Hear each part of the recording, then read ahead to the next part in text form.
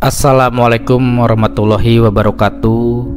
Selamat bergabung teman-teman di channel YouTube Borin Vlog. Di kesempatan ini saya ingin bercerita atau mendongeng tentang cerita rakyat dari Kalimantan Timur mengenai Sungai Mahakam, yang mana Sungai Mahakam ini merupakan sungai terbesar di Kalimantan Timur, sungai yang panjangnya mencapai kurang lebih 920 km dengan lebar 300 hingga 500 meter. Sungai yang memiliki banyak anak sungai. Menurut cerita, sebagian anak sungai Mahakam terbentuk akibat sebuah peristiwa yang pernah terjadi di daerah tersebut. Peristiwa apakah itu? Silakan simak cerita rakyat tentang asal mula anak Sungai Mahakam berikut ini. Dahulu, di sekitar hulu Sungai Mahakam terdapat sebuah pondok besar yang dihuni oleh 3 orang bersaudara. Saudara tertua seorang gadis bernama Siluk, saudara kedua bernama Ayus, serta yang paling bungsu bernama Ongo. Mereka memiliki tabiat dan keahlian yang berbeda-beda, kecuali si bungsu yang masih kecil. Siluk adalah gadis yang gemar melakukan bebelian dalam ritual adat atau bedewa, memuja dewa untuk mencari kesaktian. Hampir setiap hari dan malam, gadis itu bersemedi sehingga terkadang lupa makan dan minum. Sementara itu, Ayus adalah seorang remaja lelaki yang ceroboh dan suka mencampuri urusan kakaknya. Ayus memiliki badan yang besar dan kuat. Pohon besar dapat dengan mudah dicabutnya. Langkah kakinya juga sangat panjang sehingga ia dapat berlari secepat angin. Sedangkan si bungsu yang masih berumur belasan tahun tidak memiliki keahlian apa-apa kecuali makan dan tidur. Suatu malam, Ayus dan Ongo tidak dapat tidur karena kasur atau tilam dan bantal mereka basah. Malam itu hujan lebat turun semalaman suntuk, sehingga menyebabkan atap rumah mereka bocor. Air hujan pun menerobos masuk ke dalam pondok mereka. Siluk tidak merasakan datangnya hujan karena sedang khusyuk dalam bertapa atau bersemedi. Pagi harinya, Ayus dan Ongo bermaksud ke hutan untuk mencari daun serdang untuk mengganti atap rumah mereka yang rusak. Saat itu, Siluk tampak masih bertapa atau bebelian dan bedewa. Sebenarnya, Ayus merasa kesal melihat kelakuan kakaknya yang seolah-olah tidak menghiraukan keadaan rumah mereka. "Kak Siluk, hari sudah siang," seru Ayus. "Aku dan Ongo hendak ke hutan mencari daun serdang. Setelah selesai bebelian, kakak yang nanti memasak untuk makan siang ya," ujar sang Ayus kepada kakaknya yang masih juga khusyuk dalam bertapa. Mendengar suara adiknya, Siluk pun terkejut dan tersadar dari semedinya tersebut. Ia merasa amat kecewa karena semedinya belum selesai tapi sudah dibangunkan oleh adiknya. "Baiklah, aku nanti yang memasak," jawab Siluk yang kemudian berpesan kepada kedua adiknya. "Sepulang dari hutan, jangan sekali-kali kalian membuka tutup periuk. Cukup kalian tambahkan kayu bakar jika memang apinya mulai kecil," jelas Siluk kepada adik-adiknya. "Baik Kak," jawab Ayus dan Ongo serempak. Ketika Ayus dan Ongo berangkat ke hutan, Siluk segera mengambil beberapa lembar daun padi untuk dimasak. Setelah dibersihkan, daun padi itu ia masukkan ke dalam periuk yang sudah diisi air.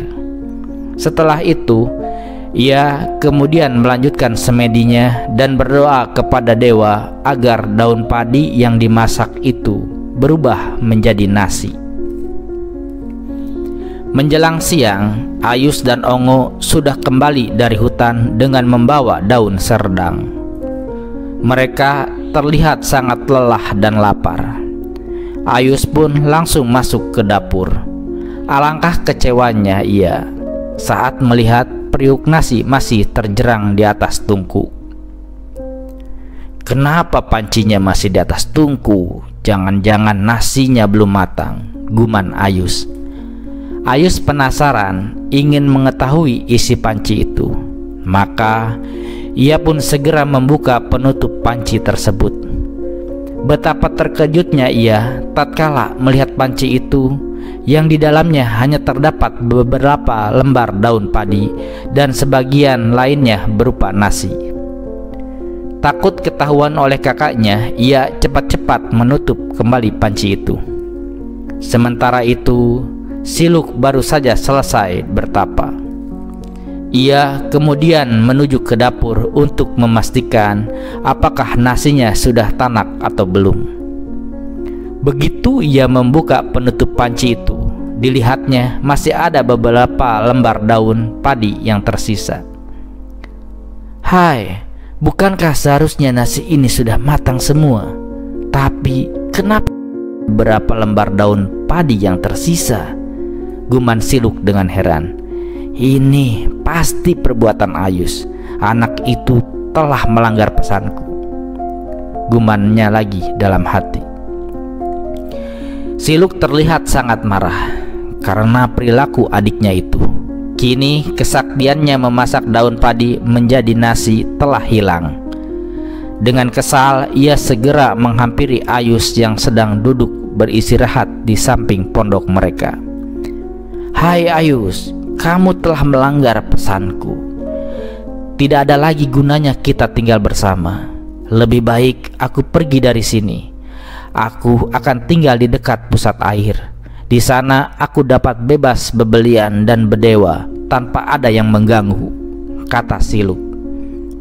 Usai berkata demikian, Siluk segera mengemas pakaiannya. Sebelum pergi, ia membawa ayam jantan sakti kesayangannya.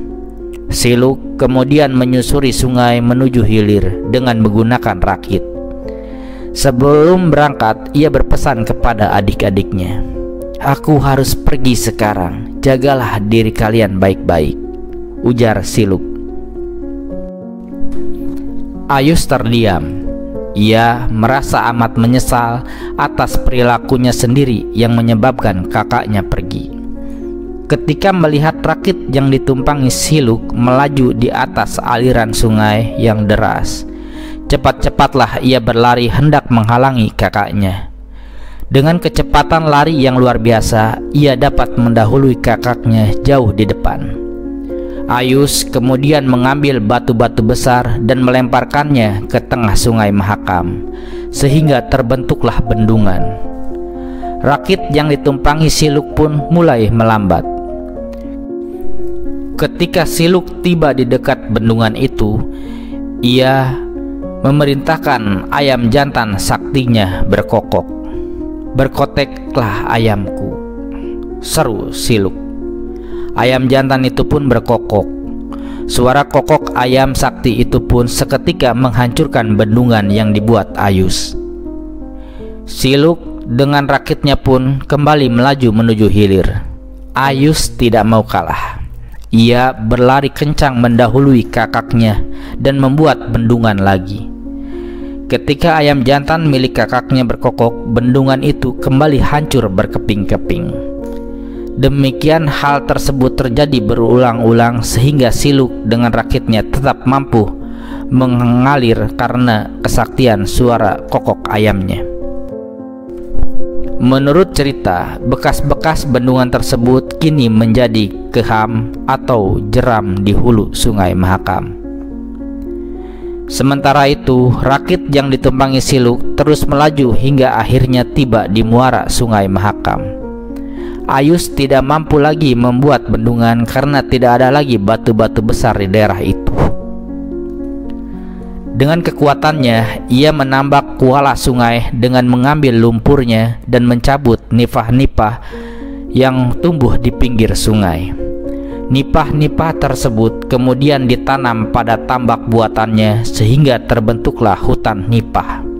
Setelah itu, Ayus menunggu rakit Siluk melewati tempat itu. Tak berapa lama Ayus menunggu. Dari kejauhan tampaklah rakit Siluk sedang melaju ke hilir. Ketika rakit itu hendak melewati hutan nipah buatan Ayus, ayam jantan Siluk berkokok. Tak ayal hutan nipah itu pun hancur sehingga terbentuklah aliran-aliran sungai yang kini bernama Kuala Bayur, Kuala Berau, dan sejumlah delta di Kuala Mahakam. Sebelum melanjutkan perjalanan menuju ke laut lepas, Siluk berpesan kepada Ayus, "Ayus, tolong jangan lagi kau halang-halangi jalanku. Biarkanlah aku mendekatkan diri kepada Sang Hyang Dewata di pusat air," pinta Siluk. "Aku akan bebelian dan berdewa untuk menenteramkan jiwa. Dari sana aku akan menjaga kamu dan Ongo," jelas Siluk kepada adiknya. Usai berpesan, Siluk dan rakitnya tiba-tiba menghilang dan muncul kembali di pusat air. Alangkah terkejutnya Ayus saat menyaksikan peristiwa itu. Ia benar-benar tak kuasa menahan kepergian kakaknya. Ia pun merasa menyesal karena telah melanggar janjinya. Nah, seperti itu ya asal mula anak Sungai Mahakam di daerah Kalimantan Timur. Ini menjadi sejarah, dongeng sejarah dari Sungai Mahakam sendiri. Benar dan tidaknya ini hanya cerita rakyat yang silakan teman-teman maknai, dan mudah-mudahan ada manfaat bagi diri kita masing-masing.